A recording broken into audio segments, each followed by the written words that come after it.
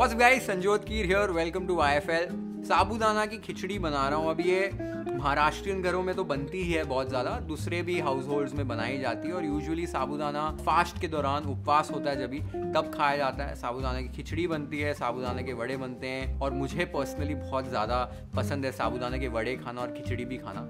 आज जो रेसिपी बना रहा हूँ बहुत सिंपल रेसिपी है, लेकिन साबूदाना खिचड़ी जब भी बनाओ अक्सर क्या होता है कि बहुत ड्राई बन जाती है या बहुत ज़्यादा गीली हो जाती है या साबूदाना बराबर से सोख नहीं होता है, एकदम चिपक जाती है एक दूसरे को, खिली खिली से नहीं बनती है। तो ये सारी चीज़ें कैसे अवॉइड करनी है, बहुत सिंपल से टिप्स हैं, वो सारे टिप्स आज इस रेसिपी में दे रहा हूँ और बहुत ब्यूटीफुल साबूदाने की खिचड़ी बनेगी। साबूदाना बेसिकली टैपियोका स्टार्च से बनता है, इसे सागो भी कहा जाता है और इसका टेक्सचर बहुत अच्छा आता है एकदम अगर बराबर से बनाए तो सारे टिप्स के साथ एकदम सिंपल रेसिपी साबूदाना खिचड़ी बनती कैसी है देख लेते हैं। तो 1.5 कप अच्छी क्वालिटी का साबूदाना लिया है, इसे एक छन्नी में ऐड कर दीजिए। छन्नी में ऐड करने के बाद इसको आपको अच्छे से धो लेना है, तो पानी से अच्छे से रिंस कर लीजिए।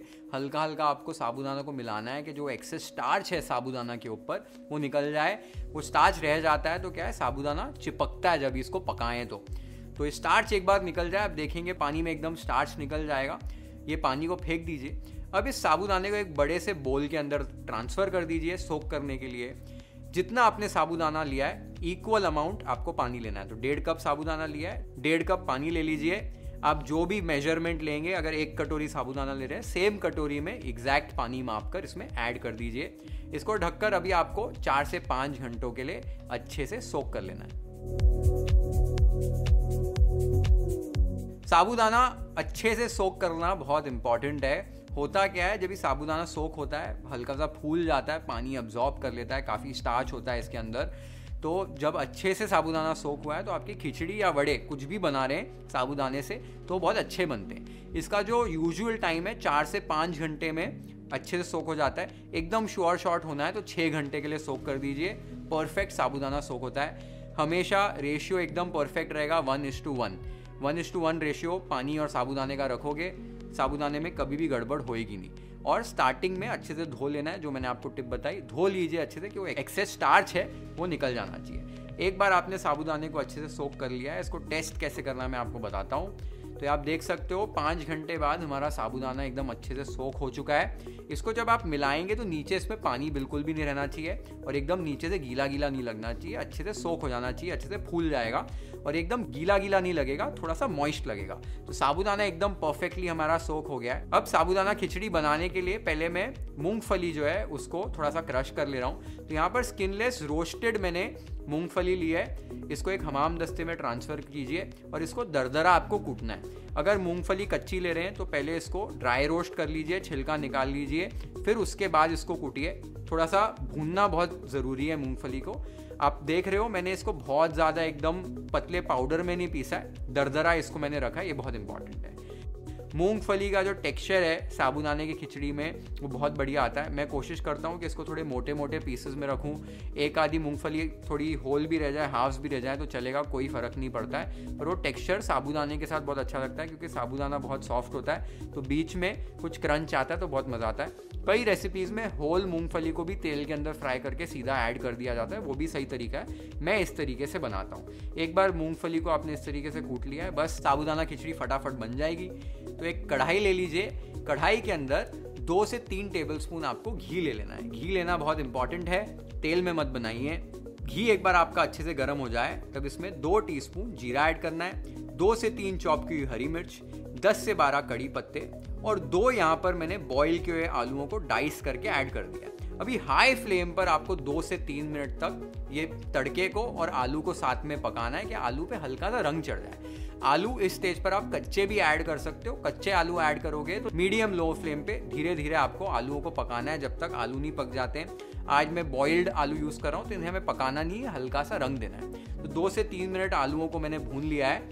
इस स्टेज पर यहाँ पर कूटे हुए पीनट्स ऐड कर रहा हूँ, साथ ही में सोक किया हुआ साबूदाना, टेस्ट के हिसाब से नमक, आधा से 1 टीस्पून शक्कर अपनी टेस्ट के हिसाब से ऐड कीजिए और आधे से 1 नींबू का रस इसमें ऐड कर सकते हो, वो भी आपके टेस्ट के हिसाब से ऐड करना है। खट्टा मीठा थोड़ा सा टेस्ट आना चाहिए साबूदाना खिचड़ी में।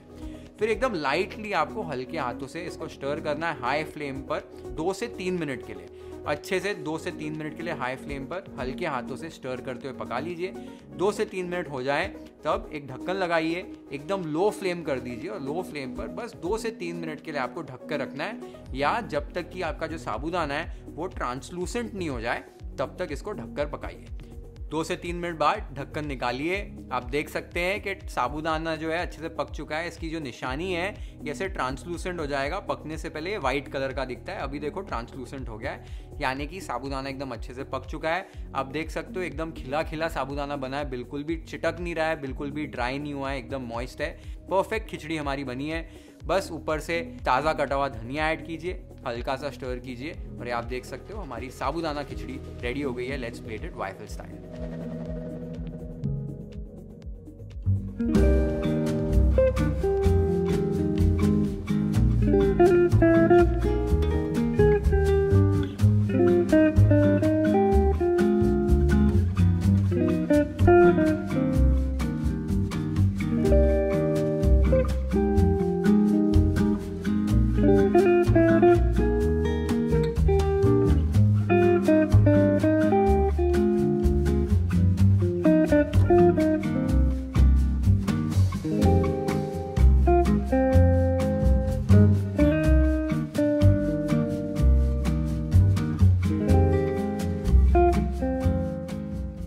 तो आपने देखा कितनी एकदम खिली खिली साबूदाने की खिचड़ी बनी है, बिल्कुल चिटक नहीं रही थी, बिल्कुल ड्राई नहीं हुई है, एकदम मॉइस्ट और एकदम डिलिशियस बनी है।